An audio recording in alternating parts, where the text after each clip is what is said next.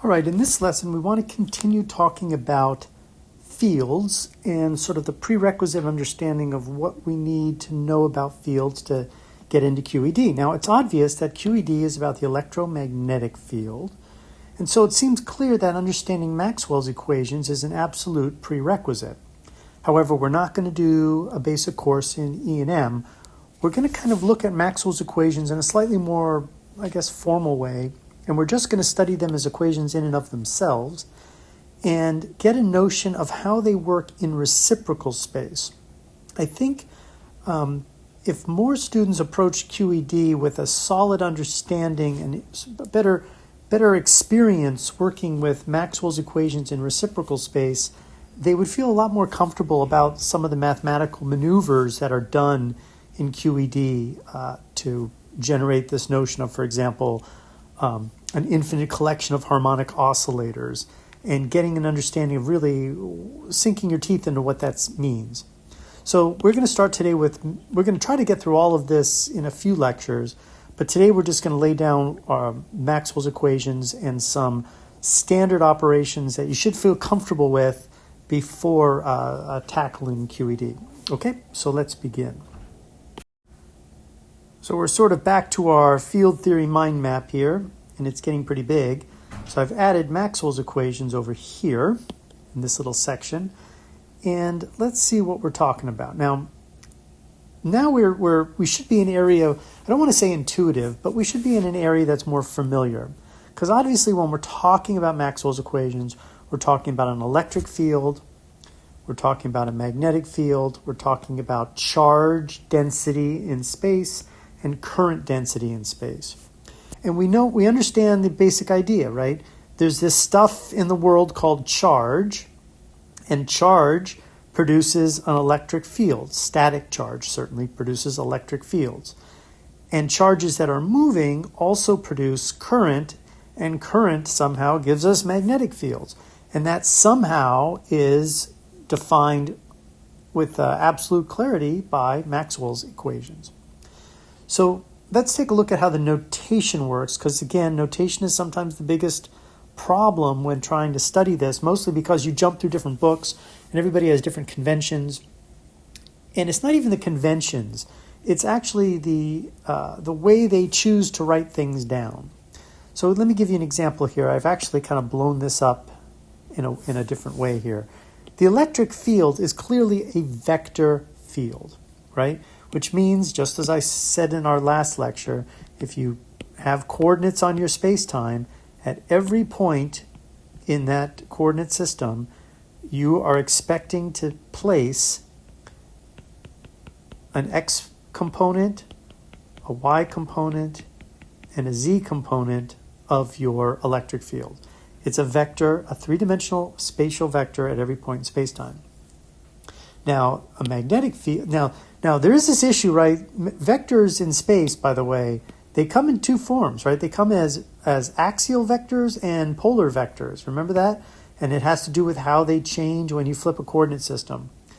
None of that's relevant for what we're going to talk about right now, but that is an important point to know that this vector for the electric field and this vector for the magnetic field are physically different things.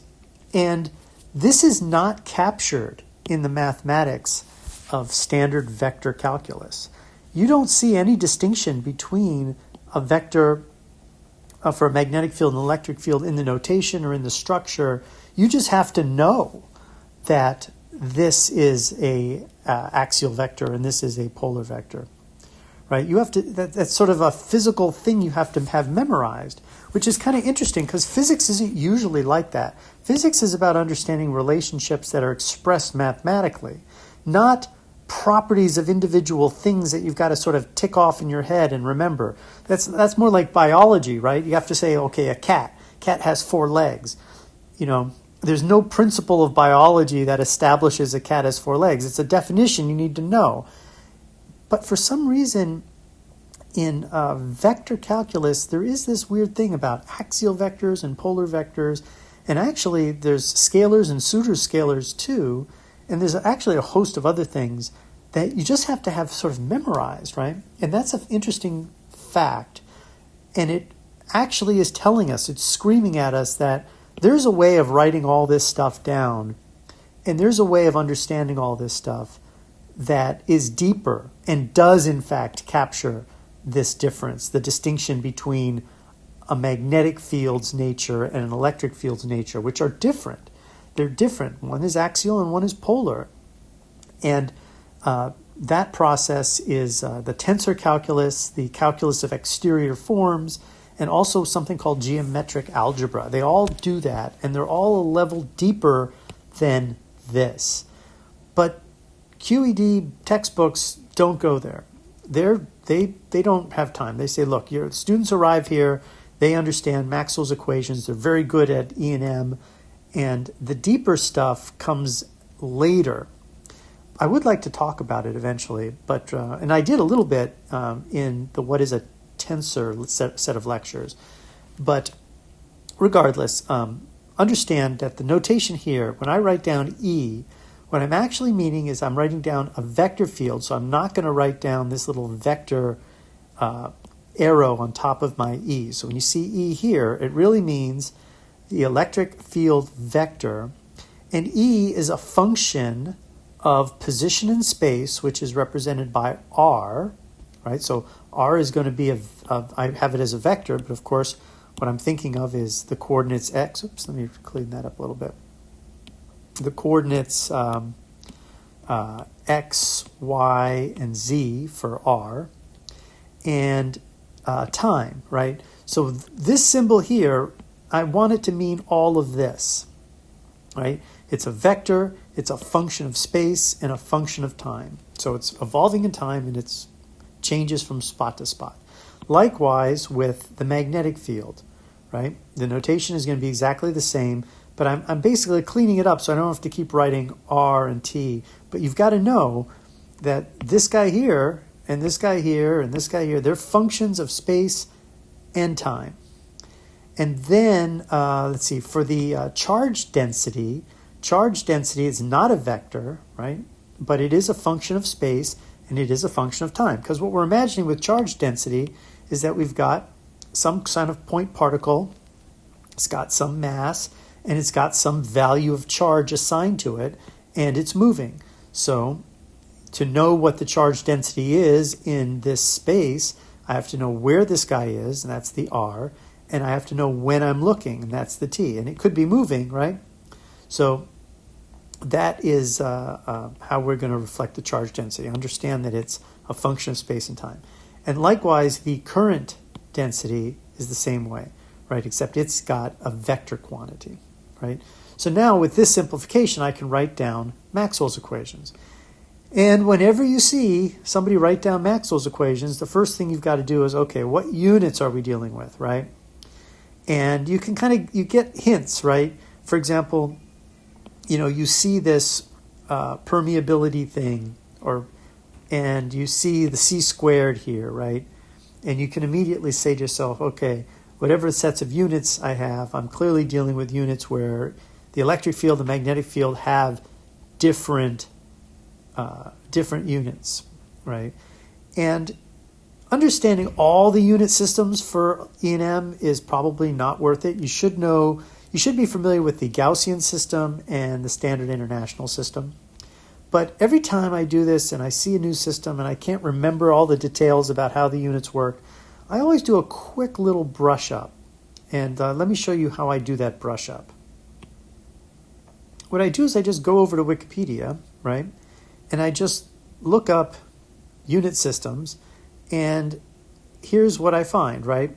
I'm interested in the microscopic laws, right, for the electric field and the magnetic field. The macroscopic laws usually are given by H and D, and they have to do with how fields induce additional fields inside matter. But we're not going to worry about that for our QED stuff.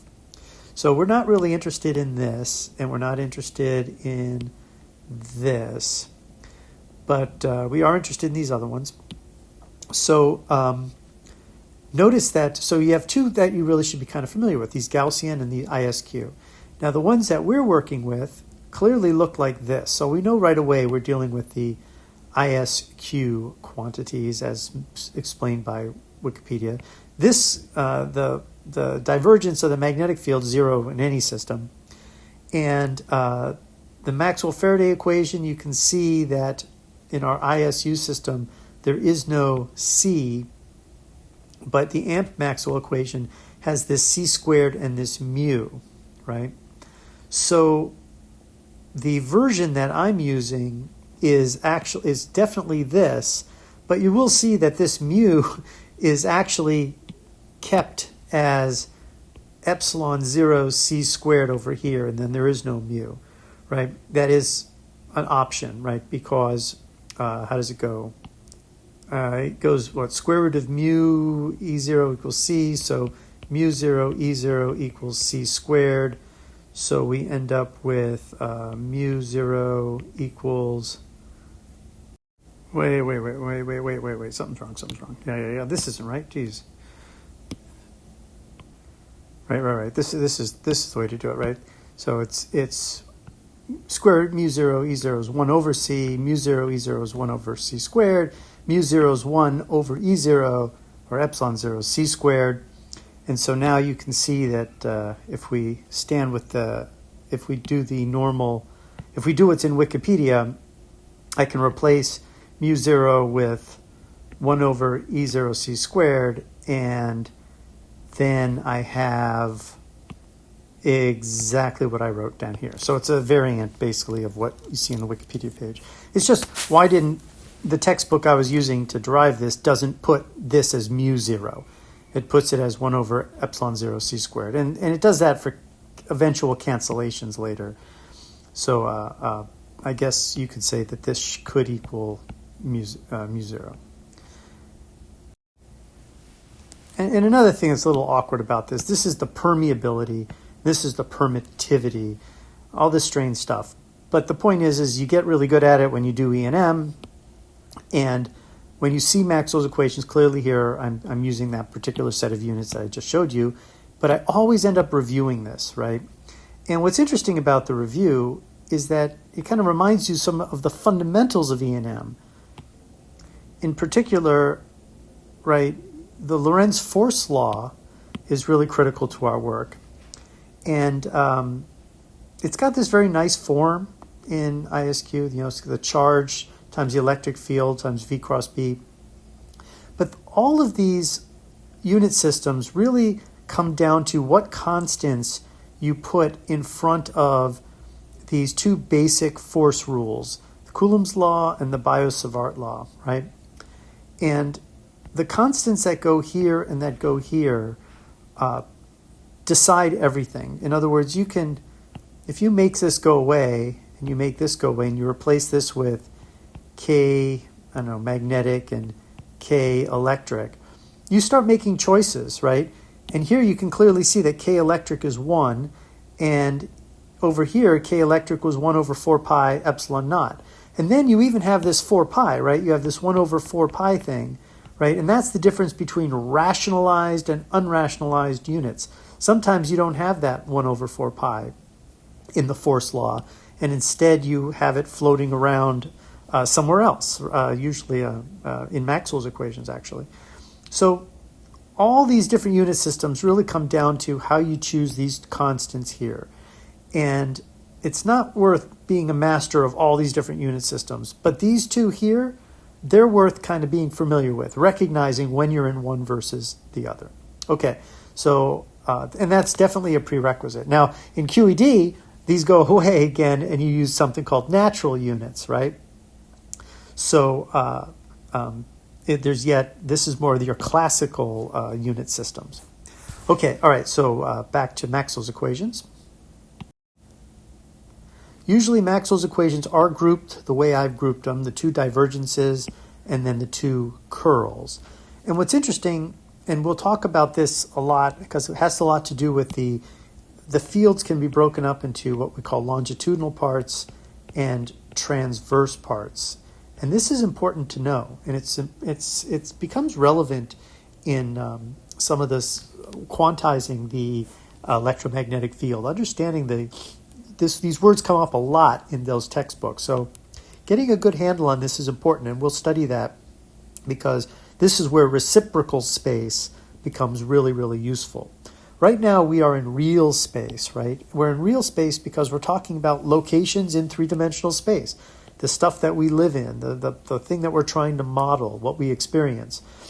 And ultimately, we're going to leave that space and transform all of these quantities into reciprocal space where the dependent or the independent variable is actually a wave number, and it represents plane waves of moving through real space. But they're points in reciprocal space. So entire plane waves in real space are going to be single points in reciprocal space. So it's really interesting, but it all involves, of course, the Fourier transform, which we'll also have to talk about. So anyway, these two divergences and these two curls and how it relates to this decomposition of the fields into longitudinal and transverse components is something we need to know. And here you clearly see that the divergence of the electric field is clearly related to just the charge distribution, it's just the pure charges. The magnetic field, of course, famously has no divergence, and the curl of the electric field and the time rate of change of the magnetic field are linked through this through this equation right here. And the curl of the magnetic field is a more complicated quantity, and it has to do with the current density and the time rate of change of the electric field. So, like right here, these two things are clearly complementary. And you have this piece right here, which is a little asymmetrical. And then you have this missing magnetic charges, which is a little asymmetrical. But it's a wonderful set. It works. It's very consistent. And this tells us how to place electric and magnetic fields in space once we know charges and currents. And so we can think of the... But what's the point? We're modeling things. We're trying to figure out how matter moves, and that modeling is done through the Lorentz Force Law, which is really a way of almost defining what do we mean by an electric field. And what we're saying is that if we take a piece of matter, right, and it's at position RA, right? That's a vector, right? Here's the origin of the coordinates. And this is your matter. And matter has some charge on it, QA. And this is matter piece A, I suppose. And that matter has velocity R dot A, right? The piece of matter A has velocity RA. Then we want to write down how do we expect this charged point to move? Well, we've created this notion of charge and this notion of electric field at every point in space, right? So if electric field exists everywhere, we now know that the electric field has a value right there. So we take the electric field value at that particular point in space at the time that we care about, right? Where the time is the independent variable on the left-hand side. We understand that the particle has some position, RA, which means the physics is going to tell us that that position has some associated velocity, and the kinematics is going to tell us that, and the dynamics is going to tell us that that velocity has some sort of acceleration. And all of these things will be functions of time, right? And so here I'm actually putting the function of time into the expression so you can see it, right? Because I'm talking about the position, the acceleration of this material particle at a certain time. And this is the second derivative with respect to time. That's why I have these two little dots on it. But the charge multiplied by this vector, remember this is a vector, now I've put back the position of the particle, right? The value of the field at the position of the particle and at the time that we're studying, that will tell you the force, right? Mass times acceleration is force. And this is the whole point of this enterprise, right? We're saying we have these particles in the world that move in funny ways that appear to just be forces that come out of nowhere. Well, we're going to make that nowhere an actual thing. And what's that thing? That thing is this electric field that exists in space, modeled mathematically by a vector at every point, and the charge interacts with that, the mass interacts with that electric field through a certain property that we just just claim it has, and we call that property charge. And this product tells us the direction of the force that particle is going to feel. And then we have Newton's law to tell us that force equals mass times acceleration. So this, I guess, is the force. This is the mass and its direction of acceleration. Remember, these are all vector quantities that I've chosen to not put arrows on.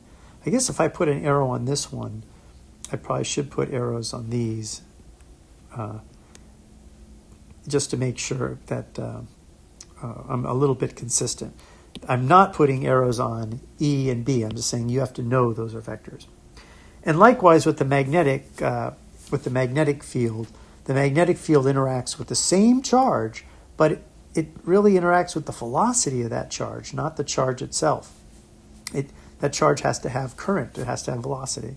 And this force actually has this cross-product relationship. It turns the thing 90 degrees from the direction between the field and the actual motion of the charge. The force goes orthogonal to both of those vectors.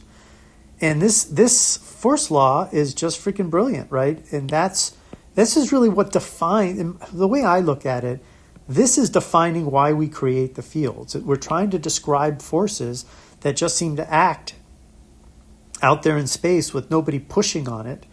And those forces we're going to model by fields that fill space.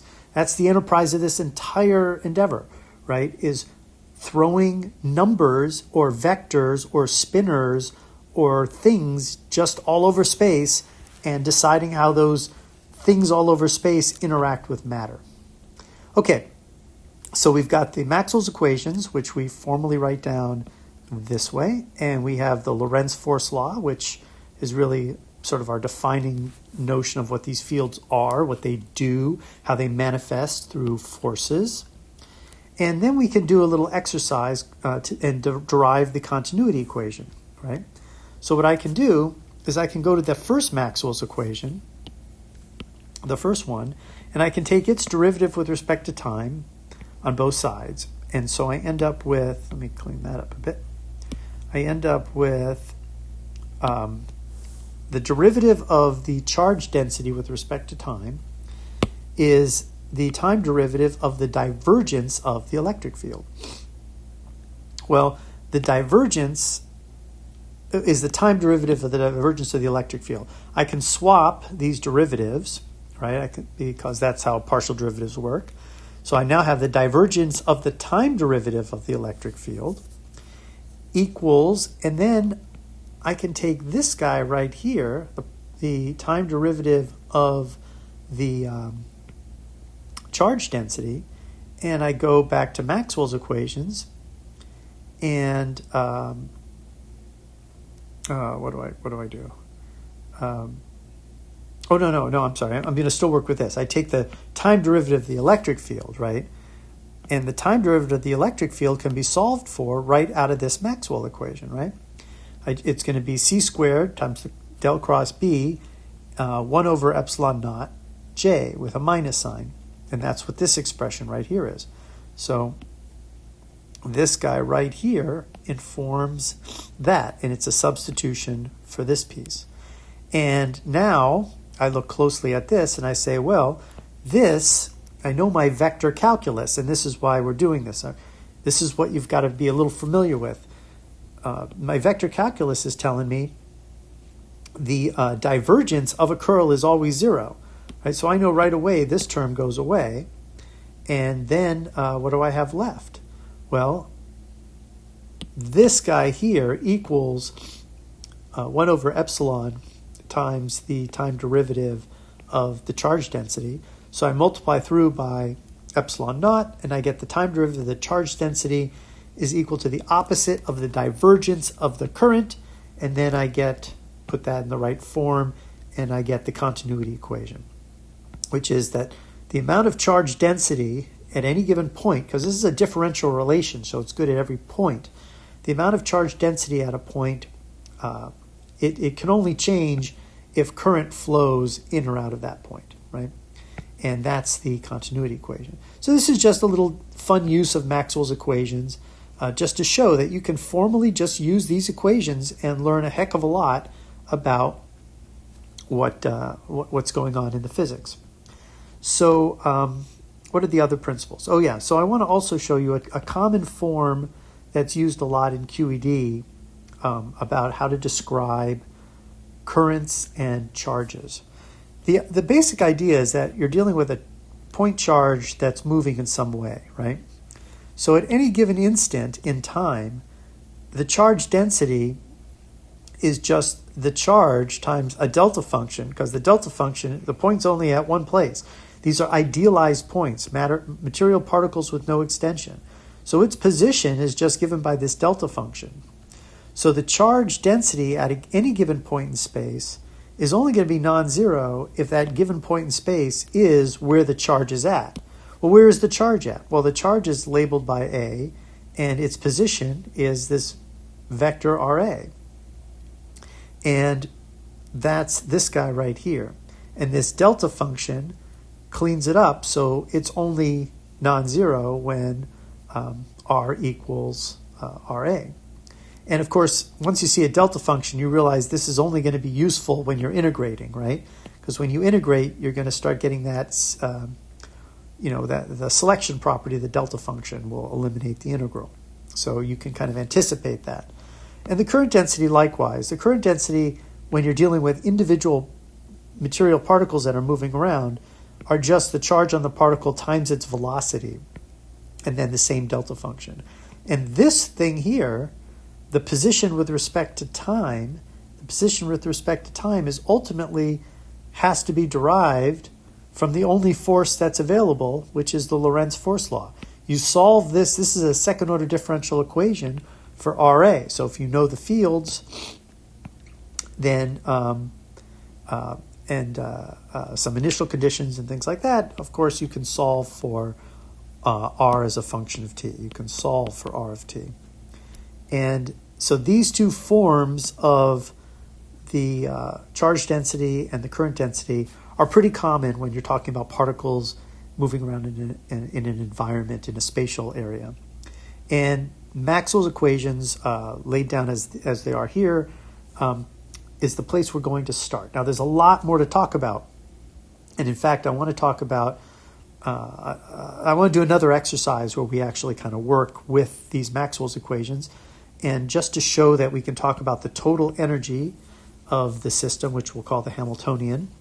And we can also find out that the Hamiltonian of a system that is just guided by the Lorentz Force Law and Maxwell's equations and the continuity equation, which is implied by Maxwell's equations, for particles, that the change in energy is going to equal, change in energy with time is going to equal zero. That is, the total energy is a conserved quantity. So let's have a look at that. Now, the notion that the total energy is a conserved quantity is an important field theoretic idea. Conserved quantities in field theory, big deal. And we're going to, and Nether's, I got it right now. Noether's theorem explains how this is, why these conserved quantities exist. And what's also important in QED is to show that the theorem that quantum electrodynamics is Lorentz invariant requires a pretty good understanding of symmetries that are based on conserved quantities. So it's a very important point.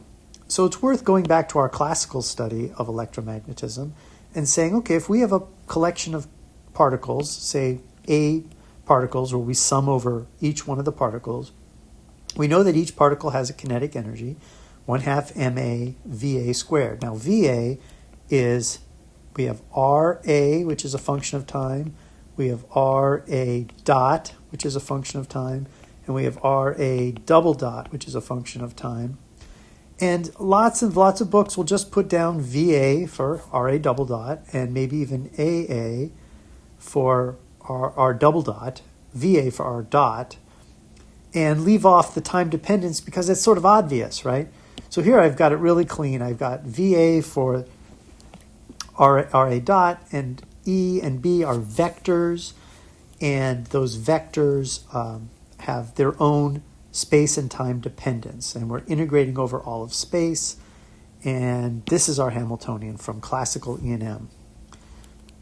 So now what we're going to do is we're going to take the Hamiltonian's derivative with respect to time.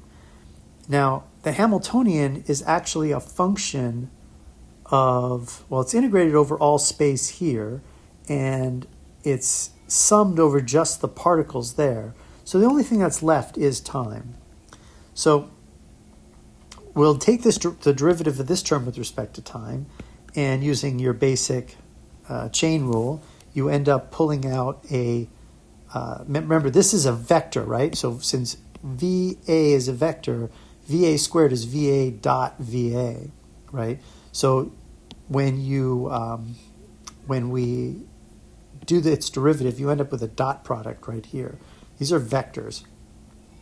So once you've extracted that with the chain rule, obviously the 2's are going to cancel. And then we're going to make a substitution for dVA dt, because that's just VA dot, which is RA double dot, which we derive from the Lorentz Force Law. So the Lorentz Force Law gives us mVA dot, right, which is MR double dot, or MARA double dot, and it tells us that it's equal to this thing right here, right? So we're going to substitute for this right from the Lorentz Force Law. Then we look over here, we're going to take, we're taking the time derivative of the Hamiltonian, so we have to take the time derivative of this piece as well. And also, using the same chain rule, we end up with an integral that has E dot, right, which is dE by dt, right, partial of E, partial t. Now, we do have to write partial derivatives there because E is a function, remember, of R and a function of time, right? So so now we have a partial derivative. And same thing, we have c squared b dotted into, or inner product with b dot. And now we use Maxwell's equations, right? Maxwell's equations had an equation that included the time derivative of the electric field, and there's an equation that expresses the time derivative of the magnetic field. The time derivative of the magnetic field is nice and easy. It's just minus the curl of the electric field. The time derivative of the electric field is a little trickier. It's the curl of the magnetic field minus 1 over E naught times the current density. Just to be clear, we're using this Maxwell equation here, this fourth one, to get the time derivative of E, and we're using the third one to get the time derivative of B, and then substituting straight into our expression. And this is why I want to do this exercise. As you're seeing, we're just using Maxwell's equations in a very formal way to get this to work. So we're going to make this substitution, the substitution for the time derivative of E, B, and the time derivative of V from the Lorentz Force Law. And if we make the Lorentz Force Law substitution, we get this expression here, which is going to be very nice because we have mass, which is a scalar quantity, charge, which is a scalar quantity. But remember, V is a vector. So it's a vector dotted into the electric field, which is a vector, and it's dotted into this cross product, which is a vector. But it's V dotted into V cross B. V cross B is perpendicular to, or is orthogonal to both V and B. So V dotted into something orthogonal to V is 0. So clearly this is going to go away very nicely. And I think I show that. So ultimately, this is going to go away, and you're left with just this part down here. So this whole thing here ends up becoming just that right down there. Then the next part, we make these substitutions, the ones I did in green, right? We take this substitution and these two from Maxwell's equations and put them in for the time derivatives. And that leaves us with this expression right here. Right? There's the first substitution, there's the second substitution. And then we take our expression for the current, because we're dealing with particles. So now we introduce this summation, which gets a delta function in there. And you, just like I said before, right? Delta functions, that's usually a sign that you're going to be doing some integrating. And there's the integral over all of space. And here's your delta function, which has that variable r, right? This is actually, these should be, why don't I keep little vectors on the r's here, right? Even here I should do it. I should do it right there too, right? Little vectors. That 3 should be on the d. And you can kind of see what's going to happen here, right? You're going to integrate over all space. The delta function's going to sift out just the r sub a parts. And so what you're going to end up with is, well, here it is. The integral, here's the sum of the current. So this is the E dotted into the current, right, with the minus sign here. So there's the minus sign. E, there's the current right here. So this current here ends up right here, right, with this substitution.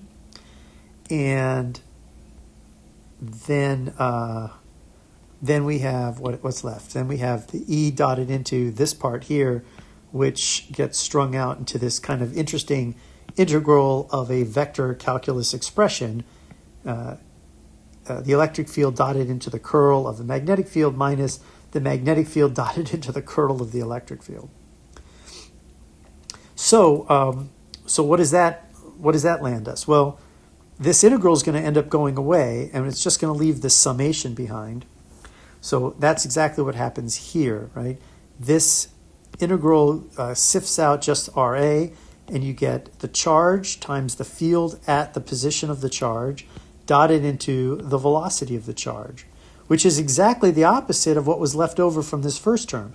So what's left over from this first term cancels with this piece here of the second term. This piece went away, cancels with this piece here of the first term, right? Those two pieces actually cancel. And you get mq dot E minus, wait a minute. Clearly something happened here, right? Because I'm missing an m, right? There's no m here. I want to say mq dot E cancels with mq dot E. Well, there's the v dot E and there's the q, but there's an m here and there's no m here. And what that must mean is, when I made this substitution for dVdA, I forgot to divide by m, right? So this should be q over ma, right? And now I can substitute the acceleration, right? I want just the acceleration. I don't want mass times the acceleration. I want just the acceleration. And so that m will cancel with that m. So when I get here, this m should cancel. That m's gone, that m's gone. And these two do, in fact, subtract. Okay? So that leaves me with just this term right here. And here's where you just got to go back to your classical E&M prerequisite stuff. Do we recognize a vector calculus identity that can simplify this? And I kind of went to Wikipedia just because I don't have these memorized.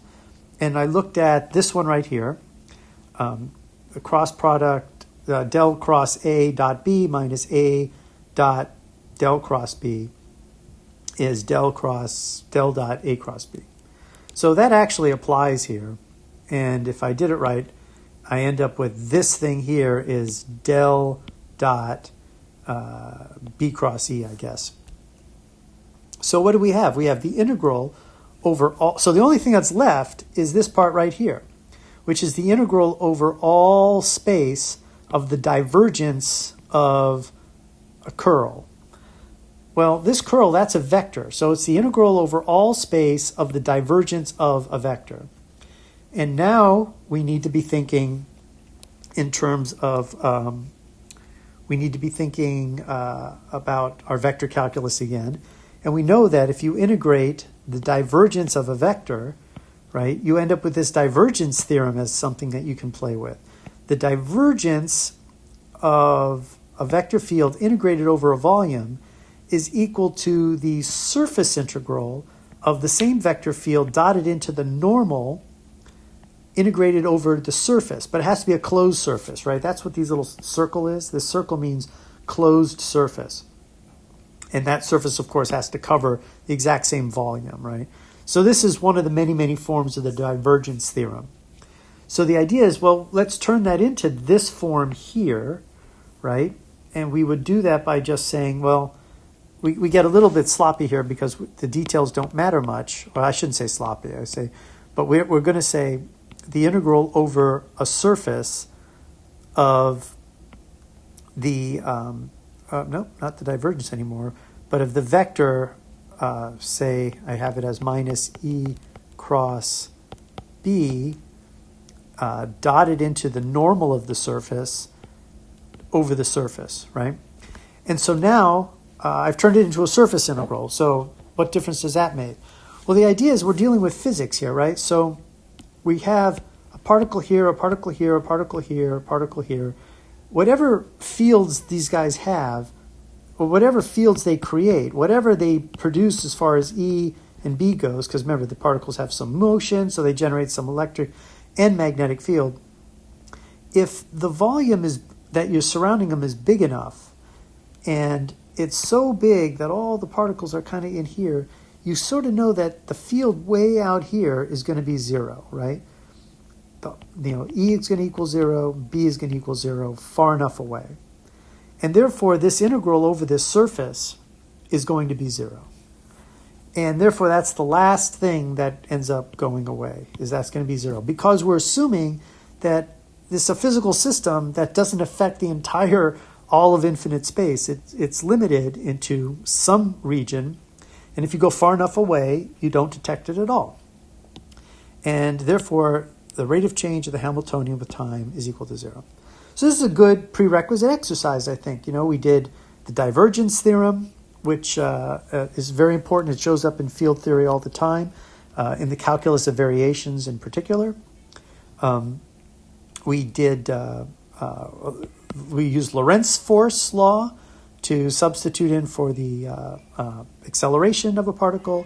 We used this nice definition of the currents generated by moving point charges, which is all very part of quantum field theory. And lastly, what else? Oh, and then we substituted Maxwell's equations in their formal form. So, let's summarize what we've done today. All right, so today we began talking about the classical form of our third important field that we need to be familiar with, the electric and magnetic field, in order to understand quantum field theory. And we talked about it in real space, right? We talked about it as a function of actual positions in space, and we talked about it in terms of the vector calculus identities. So this is the differential form of Maxwell's equations. It's the only form we really need to know very well right now. And we talked about how to describe the current density and the charge density. We reviewed the Lorentz Force Law, and we spoke a little bit about its philosophy, as it's the thing that we're using to just this is what fields are for, right? Fields. This is what we use to make fields, right? Or this is understanding. Let's see, how do I say it? This is Newton's law, right? Force equals mass times acceleration.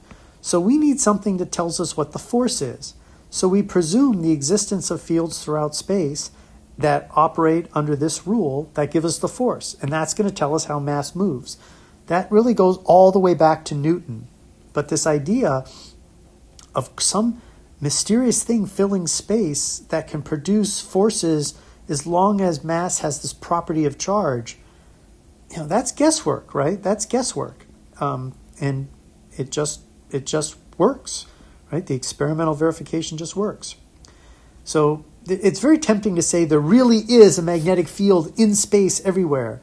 And why do we think it really is? Well, the only reason we think there really is because when we put a little test mass that has a little bit of charge out there, it moves. And the only way and that movement is what makes us say this is real. Little philosophical here, right? This is sort of philosophy of science at this point, but I don't want to understate the significance of this. This is really telling us what we're doing here. And then we experiment a little bit with the continuity equation just to get used to the idea of substituting and working with Maxwell's equations in the raw formal form And of course, we also studied the Hamiltonian, and we showed that it's a constant of the motion. It doesn't change with time. Okay, so the next time we do this, what we're going to start doing is we're going to talk about the next really important thing that matters a lot, that you have to be good with, or else you're quantizing all this stuff is going to make no sense. And that's the potential formulation of this, right? Where instead of E, B, rho, and J as our key variables, we have the potential, the magnetic vector potential, I guess the electric potential is given usually by something like U. I think it's U. And rho and J, right? We're going to swap variables into this system, and then we're going to talk about gauge a little bit, not too much, but we're definitely going to see what a gauge transformation is and why it causes and solves problems. And then we'll be ready to go into reciprocal space, which basically means we take the Fourier transform of all this stuff and turn these differential expressions, these calculus expressions, into what amount to vector algebraic expressions. Okay, so I'll see you next time.